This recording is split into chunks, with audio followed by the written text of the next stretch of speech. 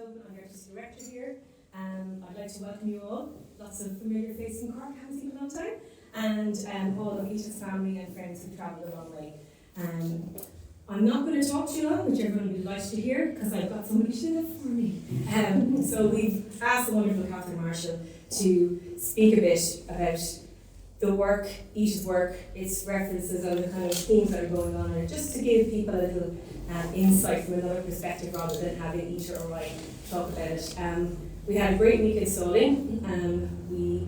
It was like a jigsaw puzzle that we put together, took apart again, put together again, and I think it shows a really nice range of Ita's work, from paper to larger canvases, and also her style from the point of view of very muted tones to actually bringing in colourful sunny days and the kind of graphicness that is a thread throughout. So without any further ado, I will hand over to wonderful Catherine Marshall to open the exhibition. Thank you. Hello everybody, and very welcome to all of Ita's family and friends.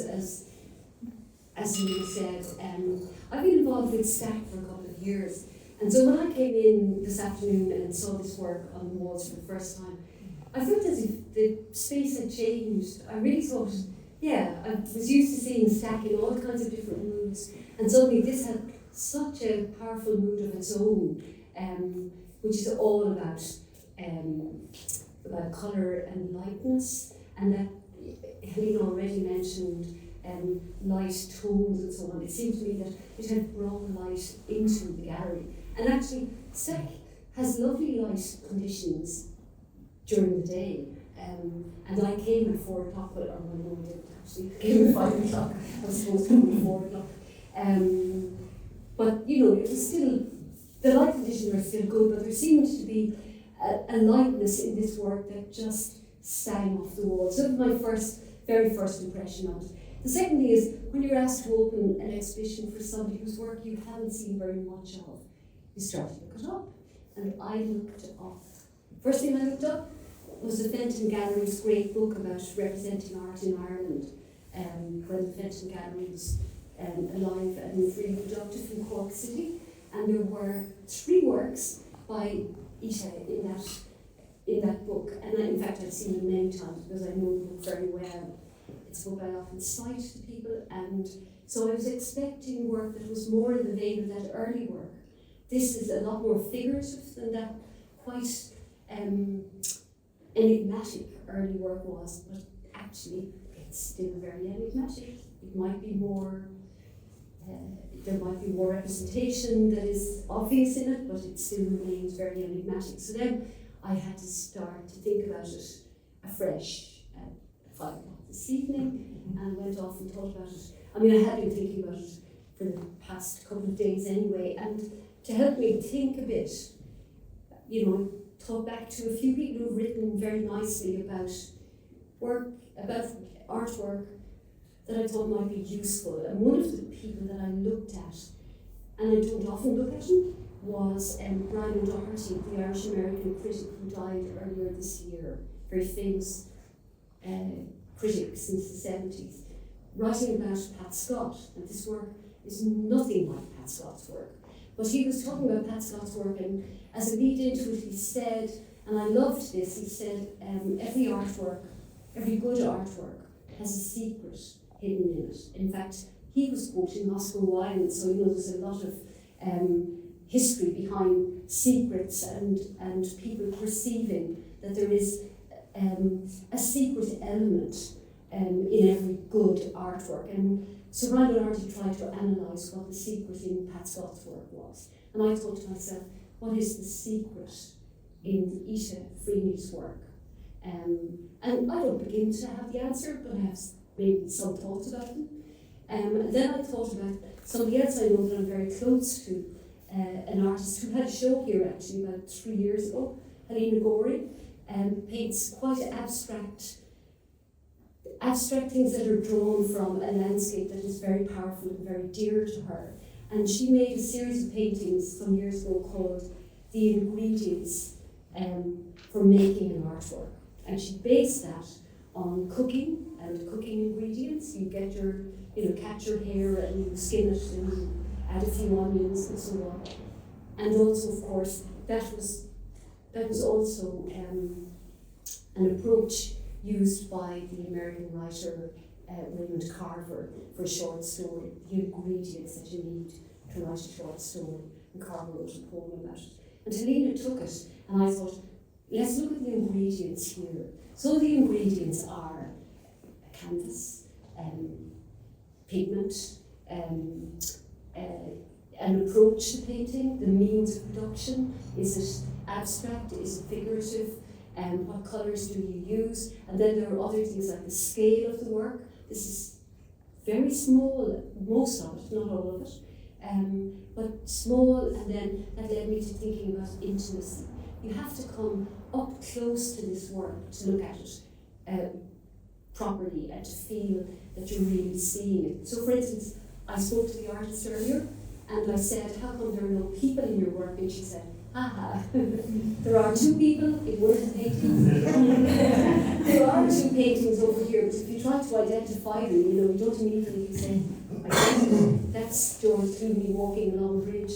They are completely unidentifiable, beautiful, delicate little shadows of two people there for a purpose of the artist, but not there to be recognisable as anything other than figures in a landscape. Basically, the rest remained landscapes, but not just any old landscapes. Landscapes that are really abstract paintings that have taken a leap into being landscapes.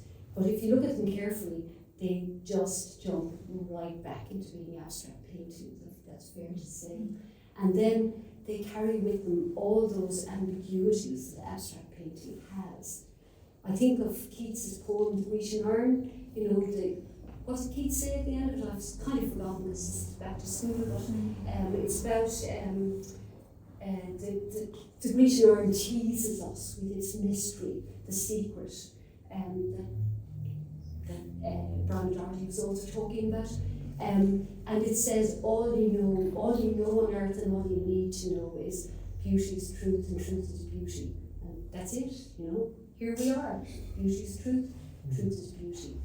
And then we come back to the work, and I suppose I come back for a minute to Brian Doherty again, because he was very useful. He earned his credentials as a critic in a much tougher school than I did. He said, you can analyse all of the means of production in a painting. The size, the scale, the colours used, whether the paint is put on thickly or thinly, or whatever mode of application you choose, and all that you can actually take apart piece by piece by piece. But he said, but you can't actually analyse the effect of the work in that way. It's not quantifiable. And here's the secret, of course. It's different for everybody because it throws itself back out at all of us viewers.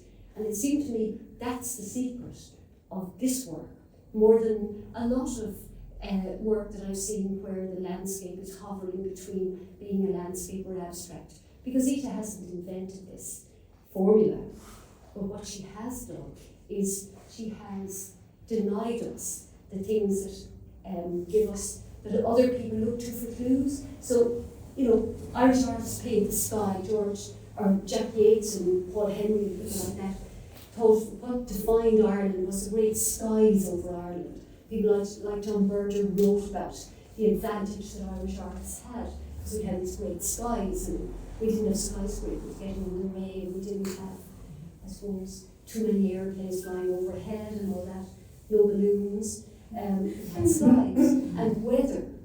But Ita doesn't really give us the weather or she gives us the skies, but then she takes the drama out of it. She gives us the sea, but she takes the drama out of it. Because actually, what she's interested in are all the formal blocks that make up the landscape. And then she throws it right back at us to bring our own dramas into it, our own sense of what is blocked off. They're always blocked, by the way, that's the other thing. If you look carefully, there are always horizontal blocks that bring you so far and then stop you. And that's true even if they are really subtle, or if they're slightly interrupted by a vertical, like an electric light pole or something. But does that electric light pole raise your spirit so that suddenly you're vertical and not horizontal? I don't think so. The block is still there. And it might only be a very subtle change in the tone of the sky, but it's there. So then you ask yourself, what is going on behind this? Well, she's not going to tell us. And we have to bring whatever is behind it for us. That's the challenge that this work throws out. And it's lovely, really. It is like, here's an artist saying, don't look at me. Look at the work, and let the work lead you back into where you're coming from. It's very generous in that way. And what I love about it is, it's the absence of an ego. I'm sick of artists just playing on the ego of the great artist. This is really modest and gentle and strong, and saying, this is what I'm going to give you, where do you go with it? The challenge is left to us. So I'm delighted to open the exhibition. Thank you for asking me. Thank you very much, Catherine. Thank you.